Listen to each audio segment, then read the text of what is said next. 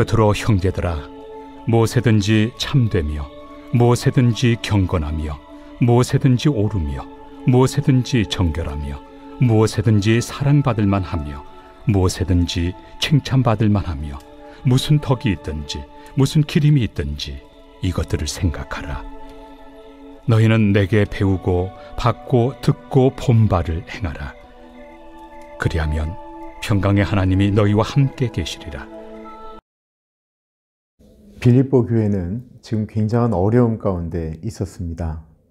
목숨을 내놓을 만큼 위험한 지경으로 점점 더 가고 있을 때 사도 바울이 빌립보 교인들에게 부탁하는 것은 아무것도 염려하지 말고 오직 모든 일에 기도와 간구로 너희 구할 것을 하나님께 아뢰라는 것이었습니다. 그럼 모든 지각에 뛰어난 하나님의 평강이 그리스도 예수 안에서 너희 마음과 생각을 지키신다라고 하셨죠. 사실 위험한 일이 닥쳤을 때 우리가 가장 필요한 것은 그 자리를 비켜나가는 것입니다. 그런데 당시 빌립보 교인들이 어디를 도망갈 수 있는 상황은 아니었거든요. 그런 빌립보 교인들에게 사도 바울이 이런 어려운 순간에 우리가 더 감당해야 될 것이 있다고 한다면 그것은 세상 속의 그리스도인으로 살아가라라고 하는 것이었습니다. 우리 같이 8절 말씀 보겠습니다.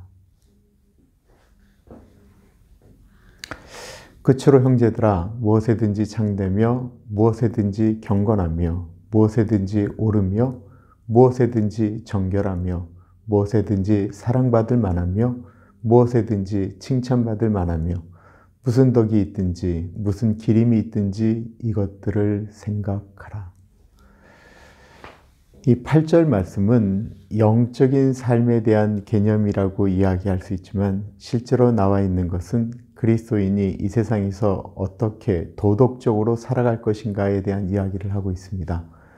무엇이든지 참되며 라고 하는 것은 위선과 거짓과 속임수가 있는 세상 가운데 바르게 살라라는 것을 의미하는 것이고요. 무엇이든지 경건하며 라고 하는 것은 우리가 생각하는 경건한 삶에 대한 개념보다는 한국적인 표현으로 보면 저 사람 참 단정한 것 같아. 어느 순간에나 흐트러짐이 없어. 라고 하는 개념 정도로 생각하는 것이 좋을 것 같아요.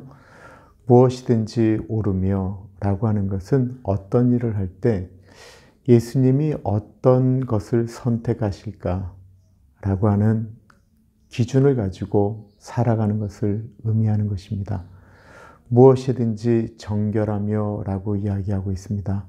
정결한 사람은 구별된 삶, 도덕적인 삶, 거룩한 삶을 이야기하는 것입니다.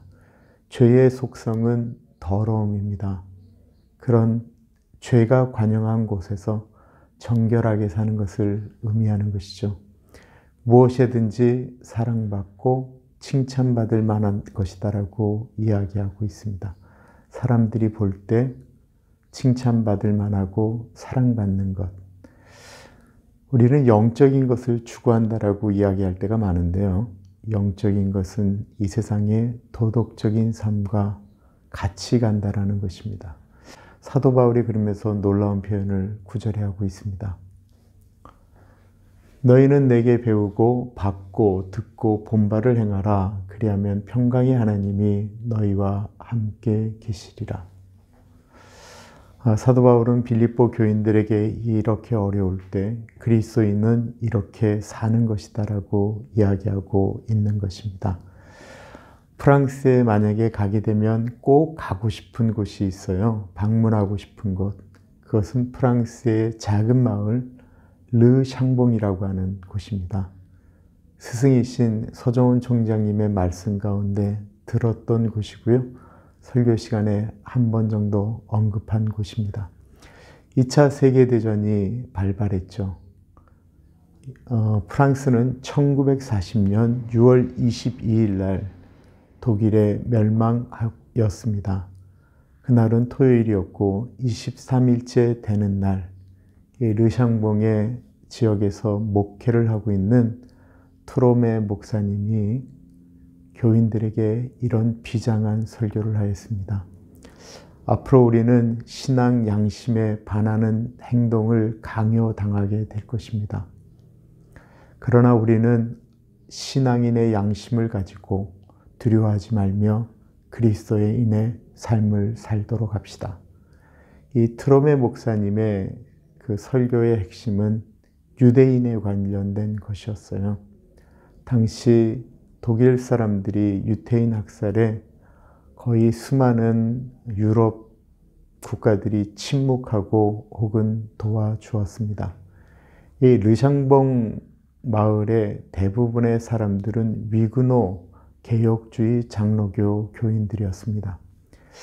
이들은 그 위험한 순간에 오늘날 빌립보 교인들이 닥쳤던 그런 어려움 가운데 있으면서도 유대인들을 숨겨주거나 그들이 원하면 스위스로 도망을 갈 수 있도록 도와주는 역할을 감당하였습니다. 당시 5천여 명이 살고 있었던 르샹봉 지역에서 탈출한 유태인의 숫자가 5천 명이 넘었다라고 합니다. 그런 것이 소문이 안 날 수가 있나요? 당시 나치 정부는 끊임없이 이 르샹봉 마을을 주시하였고 급습하기도 하였고 이 트롬의 목사님을 잡아다 고문하기도 하였습니다. 그러나 이들의 이 수고는 멈추지 않았습니다. 훗날 당신들은 어떻게 그런 위험을 감수할 수 있었습니까? 라고 이야기할 때 많은 분들이 이렇게 얘기를 했죠. 그럼 우리가 무슨 선택을 할 수 있습니까? 예수 그리스도께서 우리에게 그렇게 명령하셨는데 라고 말하였습니다. 르샹봉 마을 사람들은 성경의 말씀대로 살려고 했고 그들에게 있어서 유대인들은 강도 만난 이웃이었다라는 것입니다. 2021년 올해죠. 2월 1일자 미국 CNN, 영국 BBC에 이 르샹봉 마을이 다시 한번 언급되었습니다. 그것은 2020년 12월에 돌아가신 90세 할아버지 에릭 슈밤이라고 하는 분이 자신의 전 재산, 대략 한 250만 불 되는 재산을 이 르샹봉 마을에 기증하였기 때문에 그렇습니다. 이 에릭 슈밤은 유태인이었어요. 자기는 어릴 때 기억이기 때문에 기억을 못하는데 아버지로부터 르샹봉 마을을 통해서 우리가 구원받았다라는 이야기를 들은 것입니다. 기독교 박해가 심해져 있던 빌립보 지역에 빌립보 교인들이 그들 안에 있는 예수 그리스도를 드러낼 수 있는 유일한 방법은 그들이 세상 속에서 바르게 살아갔던 것이었고요. 그런 삶의 모습 때문에 박해 가운데서도 기독교는 빛을 낼 수 있었습니다. 르샹봉 교회가 그런 어려운 가운데 유태인들을 도와주었기 때문에 지금도 수많은 사람들이 르샹봉 마을에 방문하고 있고 그 정신을 기리고 있습니다. 기도하겠습니다. 존귀하신 하나님 아버지, 세상이 점점 더 어려워지고 있고 예수를 믿는다라고 하는 것 자체가 힘들어지고 있습니다. 이럴 때 우리가 예수 그리스도의 자녀로서 도리어 밖에서 남들보다 더 도덕적으로 바르게 살아갈 수 있는 그런 담대함과 그런 정신을 가지고 살아갈 수 있도록 하나님 우리에게 힘 주시옵소서. 사순절에 주님, 우리가 그렇게 살아가겠노라고 다시 한번 하나님께 고백하며 나아갑니다.